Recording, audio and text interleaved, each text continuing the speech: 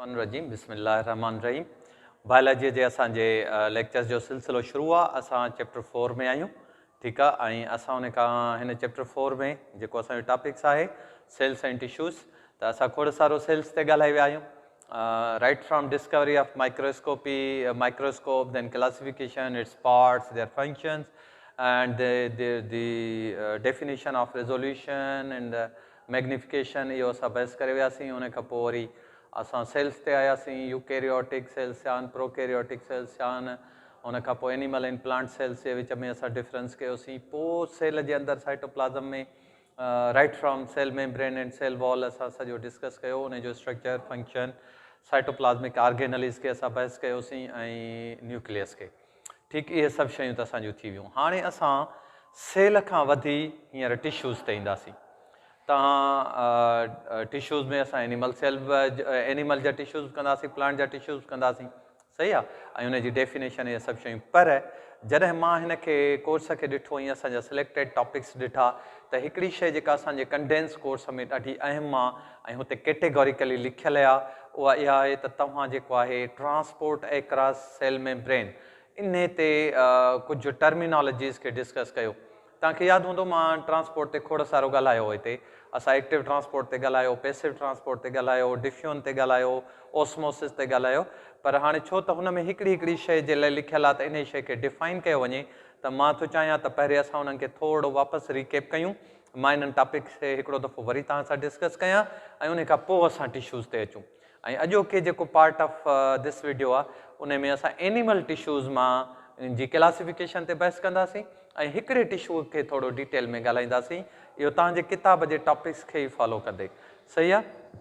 तो तव्हां जेकॾहिं मूं जेके तव्हांजा ऑब्जेक्टिव्स लिखिया आहिनि, अॼु असां छा छा कवर कंदासीं हिन लेक्चर में, तव्हां सिखी वठंदव एक्टिव ट्रांसपोर्ट छा आहे एक्रॉस सेल मेम्ब्रेन, एक्ज़ोसाइटोसिस छा आहे, एंडोसाइटोसिस छा आहे, एंडोसाइटोसिस जा टाइप्स कहिड़ा कहिड़ा आहिनि, उन खां पोइ ओस्मोसिस जे हवाले सां थोरो ॻाल्हाईंदासीं ऐं पोइ ईंदासीं असां एनिमल टिश्यूज़ ते, जंहिंमें जेको आहे एपीथीलिया जी असां ॻाल्हि कई आहे। त पुट मां पहिरें तव्हां सां बहस कयो हो जॾहिं असां सेल मेम्ब्रेन जी ॻाल्हि कई हुई।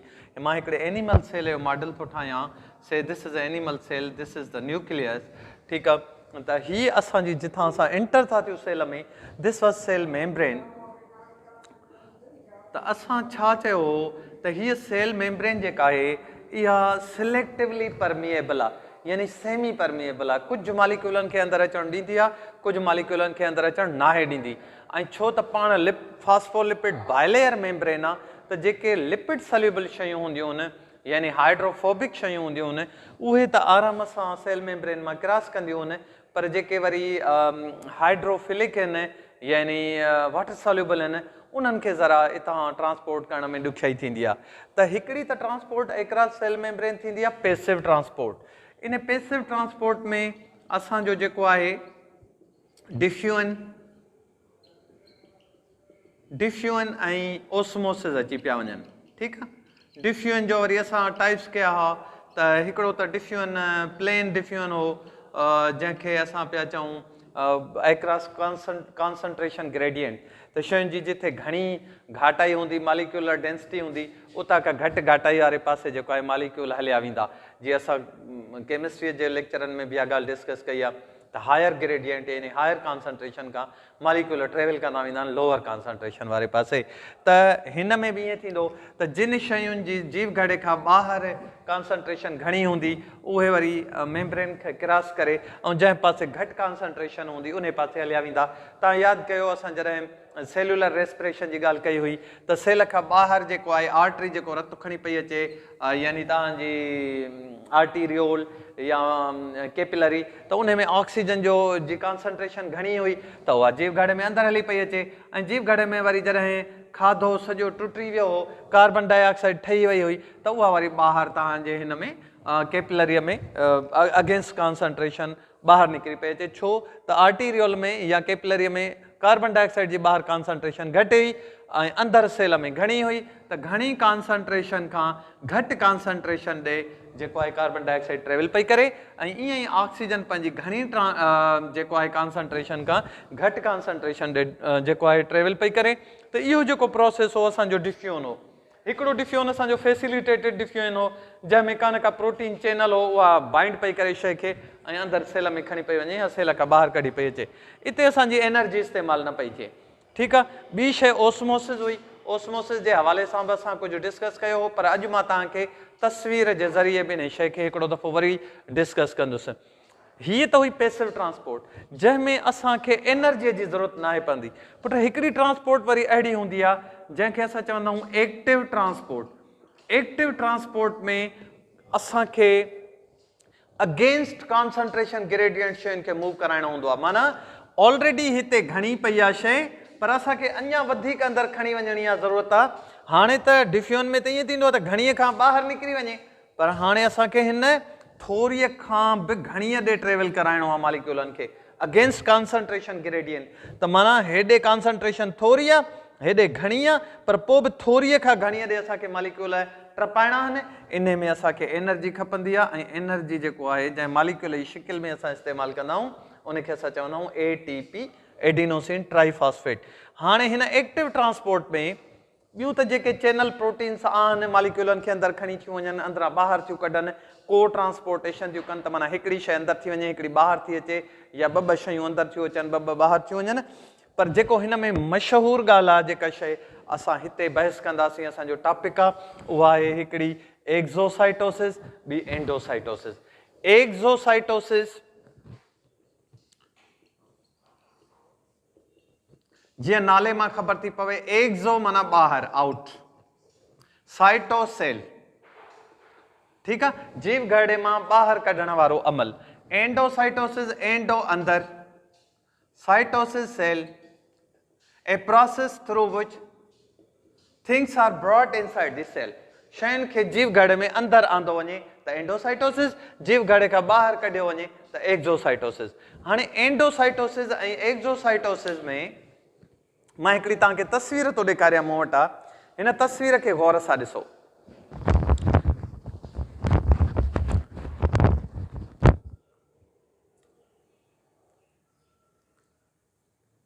गौर सां ॾिसी छॾियो हलो मां हिनखे थोरो डिफाइन थो कयां हाणे तव्हां ॾिसंदव हिन पासे ॾांहुं थियो छा आहे कुझु मालिक्यूल आहिनि जीव घड़े खां ॿाहिरां ऐं इन्हनि मालिक्यूलनि खे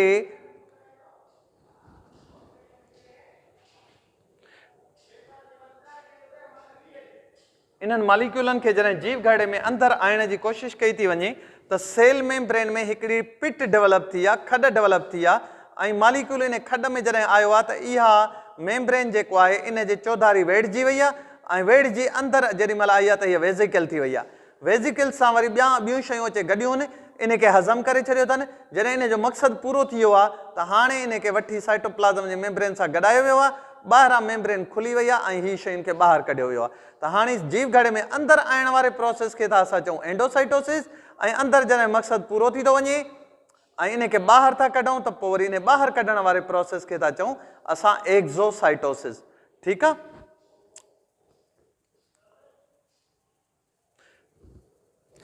हाणे इहा शइ तव्हां सम्झी वियो छा हो मालिक्यूल हिते पियो हो इन मालिक्यूल खे अंदरि आणणो हो इहो अचे मेम्ब्रेन सां हिते अटैच पियो थिए मेम्ब्रेन सां जॾहिं अटैच पियो थिए त हीअ मेम्ब्रेन हितां हीअं डिसकंटिन्यू थी पई वञे ऐं हीअ छा पियो थिए हीअ हिन सां कंटिन्यू थी पई वञे हीअं ऐं इहा शइ हेॾे अंदरि अची पई वञे त इहा हीअं वेज़ाइकल ठही पई वञे हिन वेज़ाइकल सां जेको कुझु बि थियणो आहे अंदरि उहो थियो इन अंदरि ट्रांसपोर्ट कई मिसाल जे तौरु हिते इहो असांजो मक़सदु इन मां पूरो थी वियो हाणे असां था चाहियूं त इहा ॿाहिरि निकिरे त इहा छा कंदी हिते अचे मेम्ब्रेन सां अटैच थी वेंदी हीअ ॿाहिरां मेम्ब्रेन डाइजेस्ट थी वेंदी जॾहिं मेम्ब्रेन डाइजेस्ट थी वेंदी त हीअ हीअं कंटिन्यूएशन थी वेंदी ऐं हिन जो जेको कंटेंट हूंदो उहो जीव घड़े खां ॿाहिरि हलियो वेंदो ठीकु आहे त हाणे जॾहिं शइ अंदरि थी अचे हिन डायरेक्शन में त असां था चऊं इहा एंडोसाइटोसिस आहे ऐं जॾहिं इहा शइ ॿाहिरि निकिरी थी वञे त असां हिनखे था चऊं इहा एक्ज़ोसाइटोसिस आहे एंडोसाइटोसिस ॿिनि क़िस्मनि जी थींदी आहे हिकिड़ो एंडोसाइटोसिस छा हूंदो आहे उनखे असां चवंदा आहियूं फेगोसाइटोसिस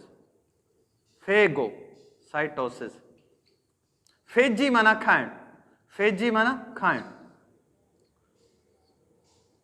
ठीकु आहे जॾहिं मालिक्यूल वॾो हुजे सॉलिड हुजे यादि रखिजो वॾो मालिक्यूल हुजे सॉलिड हुजे त उनखे एंडोसाइटोसिस वारे प्रोसेस जेको हूंदो उनखे असां चवंदासीं फेगोसाइटोसिस माना वॾा मालिक्यूल जॾहिं जीव घड़े में अंदरि दाख़िल थींदा त फेगोसाइटोसिस ऐं जेकॾहिं नंढड़ा मालिक्यूल ऐं लिक्विड्स, जेल्स, अड़े किस्म जा बिल्कुल बारीक मालिक्यूल जेॾीमहिल जीव घड़े में अंदर ईंदा त असां इन प्रोसेस खे चवंदासीं पिनोसाइटोसिस। ठीक है, हे ॿ टर्म असांखे यादि करणा आहिनि। Endocytosis is divided into phagocytosis and pinocytosis. Phagocytosis is process of endocytosis where big, large and high molecular weight molecules are taken inside cell, and pinocytosis is smaller particles or liquids when they are taken inside the cell. Yani cell drinking, pino means drinking. So this is sort of cell drinking where smaller molecules are taken inside the cell. ठीक है, तो हाणे तव्हां ॾिठो active transport. अच्छा, छो था हिन खे असां एक्टिव ट्रांसपोर्ट चऊं? बिकॉज हिन सॼे प्रोसेस में असांखे एनर्जी खपे। So when there is a energy involve we call it active transport. त असां एक्टिव ट्रांसपोर्ट डिस्कस कई त जीव घड़ में शयुनि जे अंदरि ॿाहिरि अचण जे लाइ जिथे तव्हांखे तवण ई खपे तव्हां हुनखे चवंदो एक्टिव ट्रांसपोर्ट।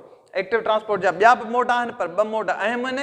हिकिड़ो फेगोसाइटोसिस, ॿियो वरी एंडोसाइटोसिस, ॿियो एक्सोसाइटोसिस। एंडोसाइटोसिस में जीव घड़ में अंदर शयुनि खे ट्रांसपोर्ट करे आंदो वेंदो आहे ऐं एक्सोसाइटोसिस में शयुनि खे ॿाहिरि कढियो वेंदो आहे। एंडोसाइटोसिस जा ॿ क़िस्म आहिनि, हिकिड़े खे था चऊं असां फेगोसाइटोसिस यानी वॾा मालिक्यूल सॉल्ट शयूं, ऐं पिनोसाइटोसिस यानी लिक्विड्स जेके असां जीव घड़ में अंदरि खणी ईंदासीं। तव्हां हिन जी तस्वीर बि ॾिठी ऐं तव्हां हिन जे प्रोसीजर खे सम्झण जी कोशिशि कई ऐं सम्झो। ठीकु आहे, हाणे पैसिव ट्रांसपोर्ट में वरी तव्हांजे किताब में हिकिड़ी तस्वीर आहे ओस्मोसिस वारी, जंहिंमें बीकर ॾेखारियल आहिनि ऐं उन जे विच में सेमी परमिएबल मेम्ब्रेन आहे। मां तव्हांखे तस्वीर ॾेखारियां थो, हीअ तस्वीर ॾिसो, हीअ तव्हांजे किताब मां तस्वीर वरिती वई आहे। हिनखे गौर सां पहिरियों ॾिसो त पोइ मां सम्झायां।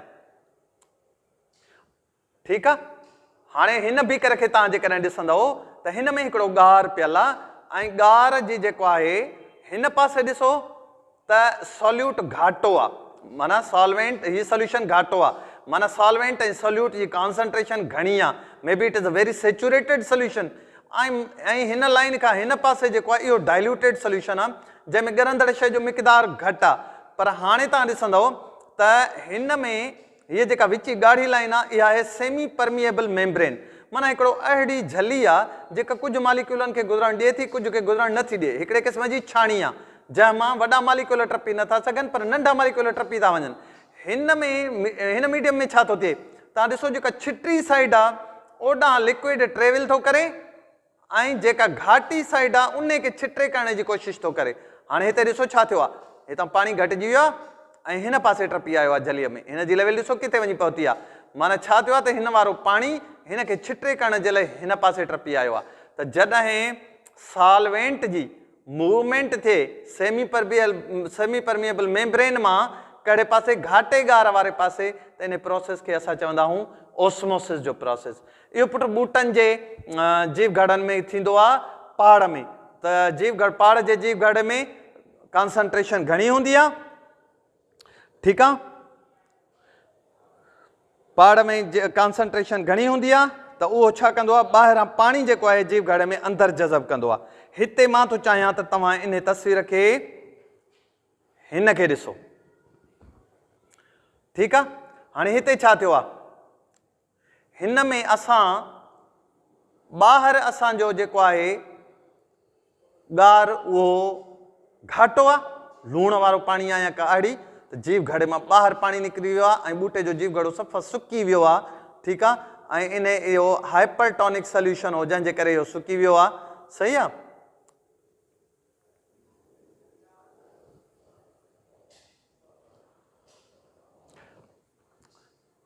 तंहिंजे करे हिन प्रोसेस खे था चऊं प्लाज़्मोलाइसिस। इहो तव्हांजे पुट किताब में बि लिखियलु आहे। छा आहे प्लाज़्मोलाइसिस? जॾहिं असां सेल खे घाटे ॻार में रखियो आहे ऐं सेल जो पंहिंजो पाणी ॿाहिरि निकिरी वियो आहे ऐं सेल सॼो सुकिड़िजी वियो आहे। हीअ वरी अहिड़ो क़िस्म जे ॻार में सेल रखियलु आहे जंहिंजी अंदरि ॿाहिरि घाटाई साॻी आहे, तंहिंजे करे पाणीअ जी ट्रेवलिंग जेका आहे जेतिरी अंदरि थी वञे ओतिरी ॿाहिरि। लिहाज़ा तव्हां ॾिसंदो फ्लेसिड यानी विच थरो जीव घड़ो आहे, लिगड़ो जीअं जीव घड़ो हूंदो आहे ईअं आहे, ऐं सोल्यूशन आहे आइसोटोनिक, छो त जहिड़ो ॻार जी ओस्मोलैरिटी ॿाहिरि आहे तहिड़ी अंदरि आहे। ठीकु आहे, हिते ओस्मोलैरिटीअ में छा थियो हो त अंदरि पाणियाठ घणी हुई, ॿाहिरि घाटाण हुई, त अंदरां पाणी सेमी परमिएबल जे ज़रिए निकिरी ओस्मोसिस जे ज़रिए ॿाहिरि हलियो आयो। हीउ जीव घड़ो वरी हाइपोटोनिक सोल्यूशन में रखियल आहे। हिन हाइपोटोनिक सोल्यूशन जो छा आहे त ॿाहिरि जेको आहे पाणी घणो आहे, जीव घड़े में अंदरि साइटोप्लाज़म सफ़ा घाटो आहे, तंहिंजे करे ॿाहिरां पाणी अंदरि ट्रेवल कंदो ऐं हिनखे बिल्कुलु सुॼाए छॾींदो, तंहिंजे करे हिनखे टर्जिड लिखियलु आहे, सुॼियल जीव घड़ो। प्लांट सेल आहे, तंहिंजे करे विचों वैक्यूल ॾिसो कीअं सुॼी वियो आहे। सही आहे, इहा ॻाल्हि तव्हां सम्झो त इहो ओस्मोसिस जो अमल आहे त जॾहिं ॿूटनि खे पाणीअ जी खोटी हूंदी त साइटोप्लाज़म अंदरि घाटो थी वेंदो, ॿाहिरां पाणी अंदरि ट्रेवल कंदो। ऐं जेकॾहिं ॿूटनि में पाणी अंदरि घणो आहे ऐं ॿाहिरि जेको आहे सोल्यूशन जेको आहे घाटो आहे त ॿाहिरि पाणी निकिरी थो सघे। पर हीअ प्रोसेस उमूमन असांजे ॿूटनि में थींदो आहे, पाड़ुनि जे ज़रिए जेको आहे असांजो पाणी खणंदा आहिनि ॿूटा। ठीकु आहे, ॻाल्हि इहा सम्झ में आई। हिन ई तस्वीर जो ॿियो हिसो मां थो तव्हांखे ॾेखारियां, जंहिंमें रत जे जीव घड़नि खे घाटे गार, विचोले गार ऐं छिटे गार में रखियो वियो आहे। रत जा ॻाढ़ा जुज़ा आहिनि, हीअ नॉर्मल तस्वीर अथनि। हाणे जॾहिं असां हिनखे घाटे गार में रखियो आहे लूण वारे में, त जीव घड़नि मां अंदरां पाणी बि ॿाहिरि निकिरी वियो आहे। हिते ॾिसो, ऐं जीव घड़े जी शिकिल ॾिसो कहिड़ी थी वई आहे। हिते जहिड़ो प्लाज़्मा आहे जीव घड़े जे अंदरि तहिड़ो ॿाहिरि आहे, तंहिंजे करे पाणीअ जी ट्रांसपोर्ट ॿई पासा थी थिए, अंदरि ॿाहिरि हिकु जहिड़ो, लिहाज़ा नॉर्मल जीव घड़ा पिया आहिनि, आइसोटोनिक। ऐं हीअ हाइपोटोनिक यानी छिटरो गार आहे, त पाणी सॼो जेको आहे ॿाहिरि माहौल मां जीव घड़नि में अंदरि दाख़िल थी थो वञे, त जीव घड़ा सुॼी था वञनि। ॾिसो हिते इहे न सिर्फ़ु सुॼंदा पर टुटी पवंदा, फाटी पवंदा। ठीकु आहे, ऐं इन खे इमेज खे माइक्रोस्कोप ते हिते ॾेखारियो आहे। हे माइक्रोस्कोपिक इमेज आहे। हीअ हाइपरटोनिक में जीव घड़ा सुकी सोढ़ा थी विया आहिनि, हे नॉर्मल आहिनि, हे सुॼी वॾा थी विया आहिनि। ठीकु आहे, हाणे इहा तस्वीर असांजी हुई ओस्मोलैरिटी सम्झाइण जे लाइ। तव्हां ओस्मोलैरिटीअ खे सम्झो।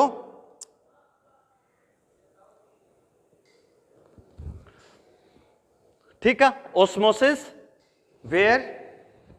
अच्छा, हिकिड़ी मूं तव्हां सां ॿी बि ॻाल्हि डिस्कस कई त इन जो तव्हांजे किताब में हिकिड़ो डेमो आहे। इन डेमो में तव्हां बीकर में छा था कयो, पाणी खयो आहे ऐं इते हिकिड़ो तव्हां आलू विधो आहे, बटालो, ऐं बटाले खे तव्हां ईअं कटियो आहे जो उन जे अंदरि तव्हां हिकिड़ी वॾी खॾ कई आहे। इन खॾ में तव्हां घाटो गार शुगर जो विधो आहे।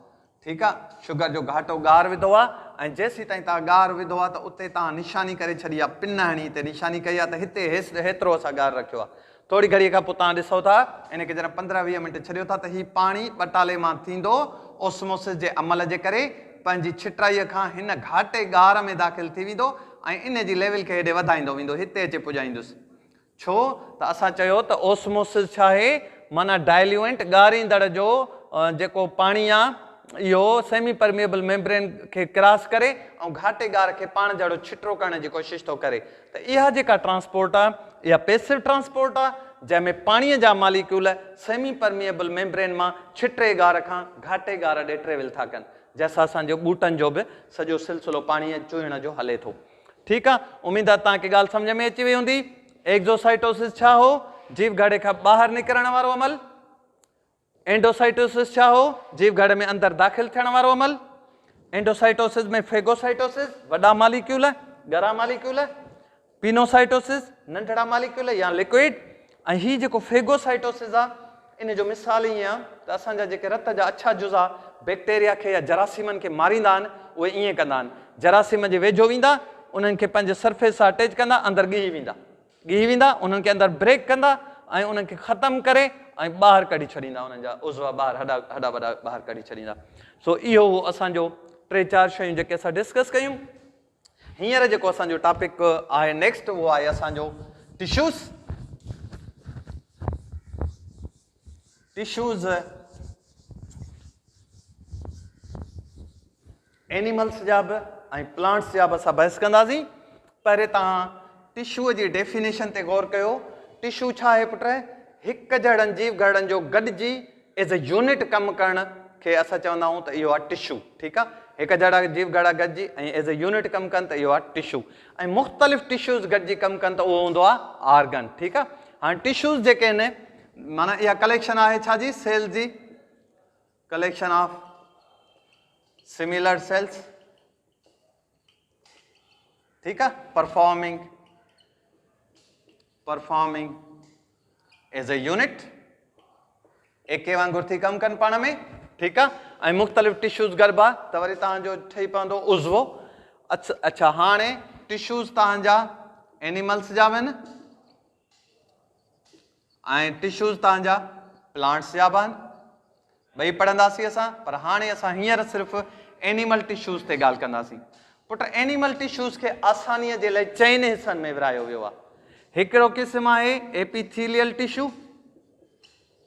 ठीकु आहे, असां डिस्कस कयूं था त इहो छा आहे।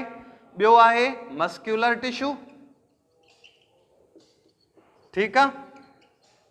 टियों आहे तव्हांजो कनेक्टिव टिश्यू ऐं चौथों आहे तव्हांजो नर्वस टिश्यू। ओके, हाणे एपिथेलियल टिश्यू, एपी माना ॿाहिरां, सतह, एपिथेलिया माना जिस्मनि जे ॿाहिरां, ऐं असांजा जेके अंदरियां उज़वा आहिनि उन्हनि जी अंदरी जेका सतह आहे उन जे जेको तह आहे, इन तह खे असां चवंदा आहियूं एपिथेलियम, ठीकु आहे। मस्क्यूलर टिश्यू असांजो गोश्त, पठा, सॼे जिस्म जा पठा, दिलि जा पठा, ठीकु आहे। कनेक्टिव टिश्यू, कनेक्टिव टिश्यू छा आहे। कनेक्टिव टिश्यू में असांजो हॾो अची वियो, असांजा कार्टिलेज अची विया, कुरियूं अची वियूं, गुरियूं जेके विच में बोन्स जे विच में आहिनि, ठीकु आहे, इहे नरम हॾा, इहे सभु कनेक्टिव टिश्यू आहे। इवन असांजो रतु जेको आहे उहो बि special type of connective tissue आहे। नर्वस टिश्यू असांजो न्यूरॉन्स, नर्व सेल जंहिंखे तंतु चवंदा आहियूं, ऐं इन्हनि जो सॼो मजमूओ तव्हांजो दिमाग़ आहे, ऐं दिमाग़ मां जेके तंतु थियूं निकिरनि सॼे जिस्म जी कोऑर्डिनेशन थियूं कनि। इन्हनि सभिनी ते हिकिड़े हिकिड़े खे असां डिटेल में डिस्कस कंदासीं। ऐं अॼु जंहिं असां टिश्यूअ जी क्लासिफिकेशन कंदासीं उहो आहे एपिथेलियल टिश्यू। पर इन खां अॻु में मां थो चाहियां तव्हांखे हिकिड़ो मां चार्ट ॾेखारियां, त हिन चार्ट ते अचो। हिन चार्ट में तव्हां ॾिसंदव there are different types of tissues, ठीकु आहे।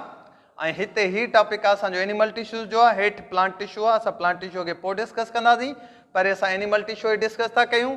हाणे हिते हिकिड़े इंसान जी बांह ॾेखारी वई आहे, सॼी बांह ॾेखारी वई आहे, ऐं ही मुख़्तलिफ़ टिश्यूज़ इन बांह में असांखे लोकेट करे ॾेखारिया विया आहिनि। असां सवेरे छा चयो, टिश्यूअ जी डेफिनेशन इहा आहे त जीव घड़ा पाण में गॾिजी एके जे तौर ते कमु कनि त इहो आहे टिश्यू। पोइ वरी मुख़्तलिफ़ टिश्यूज़ गॾिजी कमु कनि त उहा आर्गन, माना हीउ हथु हिकिड़ो उज़वो आहे, सॼी बांह, ऐं इन उज़वे में मुख़्तलिफ़ टिश्यूज़ आहिनि। ऐं हिते असांजा समूरा जेके असां 4 क़िस्म डिस्कस कया उहे आहिनि। सभिनी खां पहिरियों हीअ चमड़ीअ जी सितह जेका मथां आहे, मथी सितह जेका तव्हांजी आराइन ते बि लहंदी आहे या लिफ बि ठाहींदी आहे, इहो आहे एपिथेलियल टिश्यू, ठीकु आहे। सभिनी खां मथी जेका डेंड्रफ या उन में बि छणंदी आहे खुश्कीअ में। पोइ हीउ गोश्त जो पठो, इनखे तव्हां गौर सां ॾिसंदव, पटापटी क़िस्म जा जीव घड़ा आहिनि हिन में, इहो आहे तव्हांजो मस्क्यूलर टिश्यू, ठीकु आहे। वरी हिते बि तव्हां हीअ नर्व हितां हेॾे थी गुज़रे पई, हेॾे वञे थी, नर्व जो न्यूरॉन जीव घड़ो हीअं कीअं आहे, हिते विच में मर्कज़, हे डेंड्राइट्स, हे पूरो पोइ हिते जेको आहे हिनजी बॉडी न्यूरॉन जी, हे आहे नर्वस टिश्यू। ऐं हिन में ॾिसो हिते वरी जिथे तव्हांजी थोरी चर्बी ऐं लूज़ टिश्यू हूंदो आहे इहो कनेक्टिव टिश्यू, पर हिनखे थो चए लूज़ कनेक्टिव टिश्यू। हॾे जी बनावट माइक्रोस्कोपिक हीअं, जीव घड़नि जे चौधारी हे रिंग्स ॾिसो, ठीकु आहे, हिन जी बनावट खे बि असां डिटेल में पढ़ंदासीं। इहो आहे, इहो कनेक्टिव टिश्यू आहे, बोन वारो, ठीकु आहे। ऐं हिते वरी जिथे इन्हनि जे बोन्स जे चौधारी मथां चढ़ियल हूंदो आहे तह ऐं टेंडन्स वग़ैरह, इहो आहे असांजो कार्टिलेज जो कनेक्टिव टिश्यू। ऐं रत जे रगुनि मां अंदरां रतु कढी ॾेखारियो अथई, रत जा मुख़्तलिफ़ जीव घड़ा, ऐं इहो बि रतु बि कनेक्टिव टिश्यू आहे। ऐं इनखे वरी था चऊं असां special type of connective tissue blood. हाणे कनेक्टिव टिश्यू ॾिसो, रतु connective tissue, cartilage connective tissue, bone connective tissue, loose connective tissue, ही समूरो कनेक्टिव टिश्यू थी वियो। ही कनेक्टिव टिश्यू तव्हांजो नर्व वारो टिश्यू, मसल्स वारो टिश्यू, एपिथेलियम, ठीकु आहे, एपिथेलियल टिश्यू। हाणे हिननि सभिनी खे, हिन जी मां तस्वीर हिकिड़ी तव्हांखे ॿी बि ॾेखारियां थो, मूं वटि आहे ब्लड जी, जंहिंमें तव्हां ब्लड जा सेल्स जेको आहे उहे ॾिसी सघंदव डिटेल में, ठीकु आहे। हिन तस्वीर में असां वटि हीउ टॉपिक ॿियो आहे, पर हिन में तस्वीर में छो त ब्लड सेल चिटा ॾेखारियल आहिनि। हिन हमराह खे हिते टॉर्निकेट हणी रग मां रतु कढियो वियो आहे, हिन रत खे ट्यूब में शिफ्ट कयो वियो आहे। ट्यूब खे जेॾी महिल असां हिकिड़ी मशीन आहे, मशीन सेंट्रीफ्यूज जंहिंखे चवंदा आहियूं, उन में जो फेरायो अथऊं त रत जा जीव घड़ा हेठि वेही विया आहिनि ऐं उनजो पाणी यानी प्लाज़्मा मथां अची वियो आहे। हे पाणी रत में 55% पाणी हूंदो आहे, प्लाज़्मा हूंदो आहे, ऐं 45% जीव घड़ा हूंदा आहिनि। हाणे इहे जीव घड़ा जेके आहिनि इहे कहिड़ा कहिड़ा आहिनि, सभिनी खां घणा जीव घड़ा रत में ॻाढ़ा जुज़ा हूंदा आहिनि, जंहिंखे असां RBC रेड ब्लड सेल्स या रेड ब्लड कार्पसल्स बि चवंदा आहियूं। ॾिसो हिननि जो विच हेठि चिपटो आहे ऐं पासा कना थुल्हा आहिनि टाफीअ वांगुरु, हा न, इहे रत जा ॻाढ़ा जुज़ा, हे वरी रत जा अछा जुज़ा आहिनि। वाइट ब्लड सेल्स WBC यानी इनके असां ल्यूकोसाइट्स भी चवंदा आहियूं। ल्यूका माना वाइट ब्लड सेल्स मुख़्तलिफ़ क़िस्म आहिनि। हिकिड़े जो ॾिसो मर्कज़ कीअं आहे, उन में दाणा दाणा आहिनि, हिनखे असां चवंदा आहियूं न्यूट्रोफिल, ॿिए खे चवंदा आहियूं लिम्फोसाइट जंहिंजो गोल मर्कज़ आहे, ऐं मोनोसाइट जो गोल मर्कज़ हूंदो आहे, ऐं ॿिया यूसिनोफिल वग़ैरह। ठीकु आहे, त 5 क़िस्म थींदा आहिनि बेसिकली रत जे अछनि जुज़नि जा। हिते थोरा नलनि ही वरी असांजा पूरा सेल न हूंदा आहिनि, जीव घड़नि जा टुकड़ा टुकड़ा हूंदा आहिनि। हिननि जो सॼो जीव घड़ो रत जी मिख में पियो हूंदो आहे, हॾे जी मिख में पियो हूंदो आहे, उतां रत में निकिरंदा आहिनि। हिननि खे असां चवंदा आहियूं प्लेटलेट रत खे ॼमाइण में कमु ईंदा आहिनि, या जिथे धकु लॻंदो आहे या रग खुली पवंदी आहे उनजी कड़ी ॿधण में कमु ईंदा आहिनि। ठीकु आहे, त हाणे ही असांजो जेको रत आहे इहो special type of connective tissue आहे। कनेक्टिव टिश्यू इन करे आहे जो असांजे सॼे जिस्म खे पाण में मिलाए थो, ऐं सॼे जिस्म में ग़िज़ायतूं, ऑक्सीजन, दवाऊं, हार्मोन सभु पुॼाए थो, ऐं जेके बेकार मादा आहिनि उन्हनि खे खणी वरी मुख़्तलिफ़ उज़वनि ताईं थो पुॼाए। जीअं हिकिड़ो बेकार मादो कार्बन डाइऑक्साइड आहे त उनखे थो पुॼाए फिफड़ में, उहा निकिरी वई। ॿिया बेकार मादा यूरिया वग़ैरह आहिनि, उन्हनि खे थो पुॼाए बुकिन में, त उहे उतां निकिरी विया। ठीकु आहे, पाणी वग़ैरह निकिरी वियो। बाक़ी ही हेठियों हिसो जेको आहे इहो असां बाद में इन टॉपिक सां डिस्कस कंदासीं। जॾहिं असां ब्लड ग्रुपिंग डिस्कस कंदासीं त मां तव्हांखे ही पढ़ाईंदुसि त व्हाट इज़ ब्लड ग्रुप ऐं how it is performed, what are types of blood groups, कंहिंजो ब्लड ग्रुप कंहिंखे लॻंदो। ठीकु आहे, वापसि था अचूं एनिमल टिश्यूज़ ते। एनिमल टिश्यूज़ में मूं तव्हांखे ॿुधायो त एपिथीलियम, ठीकु आहे, एपिथीलियल टिश्यू असां इनखे सिंगल चवंदासीं एपिथीलिया, सही आहे, ऐं हिकिड़ो हूंदो त चवंदासीं एपिथीलियम। इहा टर्मिनोलॉजी थोरी सिखी सम्झी वठिजो, सही आहे। एपिथीलियम मूं जीअं तव्हांखे ॿुधायो त सतह वारो टिश्यू आहे, माना जिस्म जे ॿाहिरों सॼे चमड़ीअ ते जिस्म ते एपिथीलियम टिश्यू आहे। ठीकु आहे, जीअं ई असां जिस्म में अंदरि दाख़िल था थियूं वात खां, कीअं बि इन में अंदरी जेका सतह आहे वात खां वठी वेंदे असांजो मादो, असांजो आंड्रा, इन्हनि में बि अंदरी सतह एपिथीलियम जी आहे। जेके असांजे अंदरि दिलि, गुर्दा, फिफड़, जेरो, इन्हनि जे अंदरियूं सतहुनि ते बि एपिथीलियम आहे। या जेके जेके गुदूद आहिनि, मिसाल थुक पैदा करण वारा सिलाइवा, पिक पैदा करण वारा गुदूद आहिनि, इन्हनि में अंदरि असांजे अखियुनि जी अंदरी लाइनिंग में, या जेके जेके हार्मोन पैदा करण वारा ग्लैंड आहिनि उन्हनि जी लाइनिंग में अंदरि बि एपिथीलियम आहे। इवन बुकीअ जे अंदरि, रगुनि जे अंदरि, उते बि जेके जेके उज़व आहिनि अंदरि उन्हनि जी लाइनिंग बि एपिथीलियम आहे। एपिथीलिया खे असां, तव्हां पंहिंजे किताब जो पेज नंबर खोलियो 80, ठीकु आहे, तव्हांजे किताब जे पेज नंबर 80 ते हिकिड़ी तस्वीर नल आहे ऐं उन में हिकिड़ी टेबल छापियल आहे। इन टेबल में एपिथीलियम खे शिकिल जे हिसाब सां विरायो वियो आहे। एपिथीलियम जा जेके जीव घड़ा आहिनि उन्हनि जी शिकिल जे हिसाब सां। हिकिड़ा जीव घड़ा आहिनि फिलेट माना तॾे जड़ा, ठीकु आहे, इन्हनि खे असां चवंदा आहियूं स्क्वामस, SQUAMOU, स्क्वामस जीव घड़ा। ठीकु आहे, त जेको एपिथीलियम हिननि जीव घड़नि जो ठहियलु हूंदो असां हुनखे चवंदासीं स्क्वामस एपिथीलियम। वरी ॿिया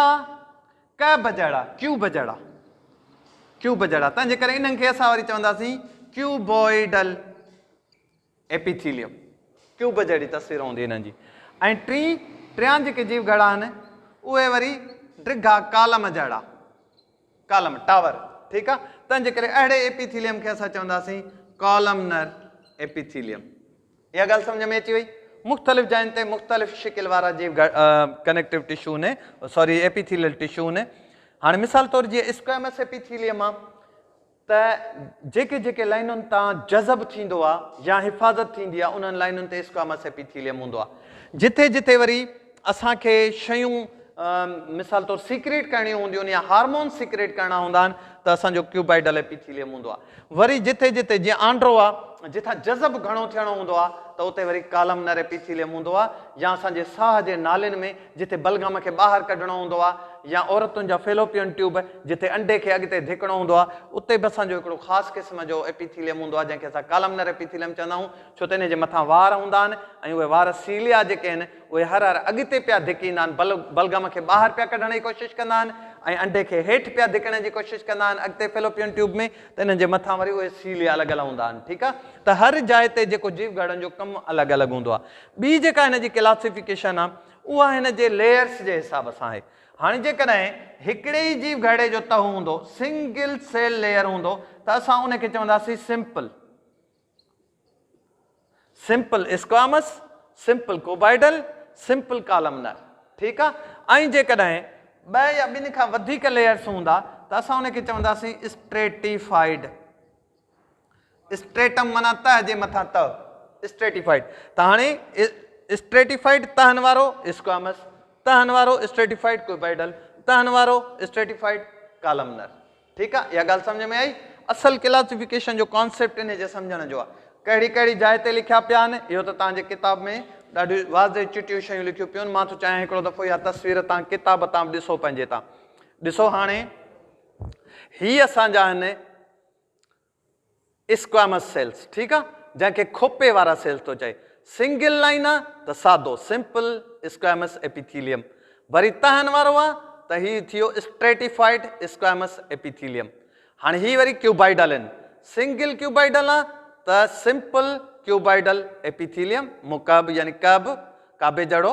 अच्छा, स्ट्रेटिफाइड तहनि वारो क्यूबाइडल एपिथीलियम। वरी हिन खे ॾिसो, हिकिड़ो हिकिड़ो ॾिसो टावर वांगुरु डिघो आहे, तंहिंजे करे हिन खे था चऊं कॉलमनर। हिकिड़ी जीव घड़े जी लाइन आहे त इहो सादो सिंपल कॉलमनर एपिथीलियम। घणनि जीव घड़नि जा ॿ टे तह आहिनि त तहदार यानी स्ट्रेटिफाइड कॉलमनर एपिथीलियम। तव्हांखे ॻाल्हि सम्झ में अची वई आहे। हाणे जेके बि असांजा क्यूबाइडल एपिथीलियम आहिनि, तव्हां ॾिसंदो हे गुलैंड्स में यानी गुदूदनि जे अंदरि आहिनि, छो त इतां सीक्रेशन्स निकिरंदियूं आहिनि।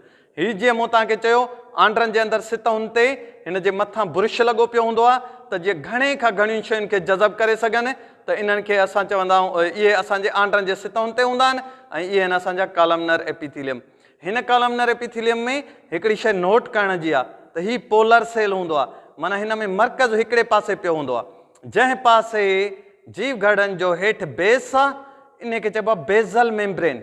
ॾिसो हिन में बेज़ल मेम्ब्रेन आहे, basal membrane, basal membrane, basal membrane, basal membrane. हाणे बेज़ल मेम्ब्रेन ते इहे मथे पिया हूंदा आहिनि लॻा, इन जे मथां फिट थियल हूंदा आहिनि, त मर्कज़ हिन बेज़ल मेम्ब्रेन जे वेझो वेझो हूंदो आहे। ठीकु आहे, ऐं हिते वरी हिननि खे सरफेस एरिया हूंदी आहे घणी, वारनि वांगुरु प्रोजेक्शन्स हूंदियूं आहिनि जिन खे असां विलाए चवंदा आहियूं। इहे विलाए जेको आहिनि इहे आंड्रे मां वरी ग़िज़ायतुनि खे जज़ब करण जी कोशिशि कंदा आहिनि। ऐं हिन ई जे मथां जेको आहे सेल्स हूंदा आहिनि सीलिया वार, जेके मूं तव्हांखे ॿुधायो फिफड़ जी लाइनिंग में, साह जे नालियुनि में, या वरी तव्हांजे फेलोपियन ट्यूब में, जेके वरी इहे वार जंहिं पासे पिया हणंदा बीटिंग कंदा उन पासे मवाद खे ॿाहिरि कढंदा, जीअं बलगम खे ॿाहिरि कढंदा, अंडे खे अॻिते धिकींदा। ठीकु आहे, त इहो एपिथीलियम तव्हांजो। हिते एपिथीलियम जी हिकिड़ी ॿी तस्वीर खे गौर सां ॾिसो। हे मथां हुनजी लाइनिंग ॾिसो जेके विलाए आहिनि, हीअ पाइकल पासो अथसि।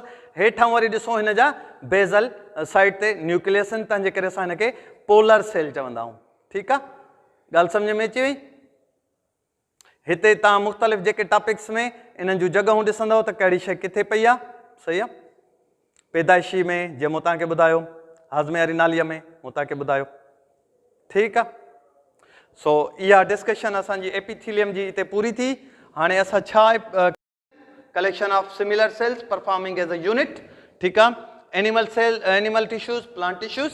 असां एनिमल टिश्यूज़ जूं टाइप्स पढ़ियूं, एपिथीलियल, मस्कुलर, कनेक्टिव, नर्वस, तव्हां तस्वीरूं बि ॾिठियूं। ऐं एपिथीलियल जी वरी असां जेको आहे क्लासिफिकेशन कई सेल जी शेप जे हिसाब सां। फिलेट सेल हूंदा तॾीअ वांगुरु सेल हूंदा स्क्वामस सेल, क्यूब जहिड़ा हूंदा क्यूबाइडल सेल, कॉलम जहिड़ा हूंदा कॉलमनर सेल। हिकिड़ो त हूंदो simple squamous, simple cuboidal, simple columnar.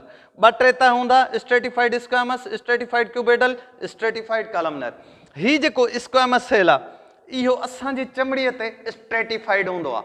ठीकु आहे, यानी इन जा ॿ टे तह हूंदा आहिनि असांजे मथां जीअं असांखे हिफ़ाज़त ॾेई सघे। कॾहिं बि एपिथीलियम जे अंदरि रत जूं नालियूं न हूंदियूं, इहो यादि रखिजो। सभिनी खां मथियों जेको एपिथीलियम हूंदो आहे उहो डेड हूंदो आहे, इहो बि यादि रखिजो। असांजे पेरनि ऐं हथनि में जीअं मज़दूर आहिनि या जिथे पेरनि जी गांठ घणी आहे उन जाइ ते बि एपिथीलियम हूंदो आहे स्क्वामस, पर उहो केराटिनाइज़ थी वेंदो आहे, यानी उन में सिंग वारो जेको जानवरनि जा जेके सिंग आहिनि उन वारो मादो अची वेंदो आहे केराटिन, तंहिंजे करे इहे सख़्तु थी वेंदा आहिनि। त तव्हां कंहिं मज़दूरनि जा पेर उघाड़नि करण वारनि माण्हुनि जा ॾिसंदो हेठां पेर सख़्तु हूंदा आहिनि बिल्कुलु ऐं उन्हनि में जानी न हूंदी आहे जे उन सां तव्हां ब्लेड सां छिलो लाहे बि छॾियो त उन्हनि खे इन ॻाल्हि जी परवाह कोन थींदी आहे। त ॻाल्हि एसी ताईं तव्हांखे सम्झ में अची वई हूंदी उमेद थो कयां। इन खां अॻियो जेको टॉपिक असां डिस्कस कंदासीं उहो मस्कुलर कनेक्टिव नर्वस टिश्यू असां डिस्कस कंदासीं, उन जा फंक्शन्स, उन जूं टाइप्स, उन जी बनावट डिस्कस कंदासीं ऐं पोइ नेक्स्ट वरी असां हलिया वेंदासीं प्लांट टिश्यूज़ ते।